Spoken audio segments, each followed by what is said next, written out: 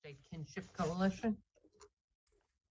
Thank you. Good evening, Chairpersons Weinstein and Kruger and honorable members of the legislature. My name is Ryan Johnson.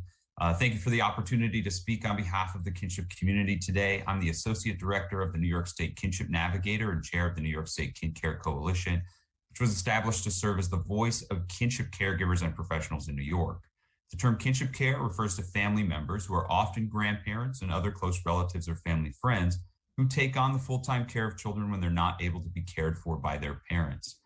We in fact have two child welfare systems in New York. One, the public-facing child welfare system that you've heard so much about today from many advocates and state agency leaders. But we also have a hidden child welfare system, one in which grandparents and other relatives are asked to take traumatized children by our child welfare system, but without court oversight, with extremely limited resources, and often without a path to permanency. In New York, there are an estimated 195,000 children being raised by kinship caregivers. Most of these children, about 188,000 of them, are being raised outside of foster care and therefore have limited access to resources. I'm here today on behalf of those caregivers who've been asked to step up in times of crisis to raise children that they were not expecting to raise and who need support. Funding for kinship services has been unstable. Dozens of programs around the state have opened and then abruptly closed their doors to kinship caregivers due to the loss of funding or to the uncertainty in the stability of the funds they receive. As a result, kinship caregivers are less likely to access available resources like public assistance, Medicaid, food stamps, and other needed benefits. Since 2016, the legislature has funded kinship services at a total of $2.5 million.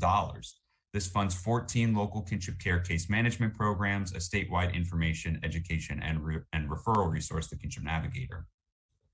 I'm here to ask that the legislature choose to prioritize these families and, at minimum, restore the funds for services which have been underfunded in the executive budget. These programs are here to help kinship families navigate a complex system of benefits and services that they are eligible for, help stabilize families for a fraction of the cost of what it would cost to have them in foster care. The need to unify the kinship system of care under one umbrella has never been greater. As New York transitions into the implementation of the Families First Act, it has been estimated that kinship caregiving will increase as a result of fewer children going into foster care. Having services available to families that meet the needs they present with will be increasingly important in order to ensure that children who have been diverted from foster care stay out of foster care, can remain safely in the homes of kinship caregivers. Creating a unified statewide kinship navigator by consolidating the current programs under one entity with a presence regionally throughout the state will help streamline services for caregivers and ensure they have access to information, case management, legal, and respite services. We request the legislature invest in these families by passing the Unified Kinship System of Care bill and funding the kinship service system at $10 million. Thank you.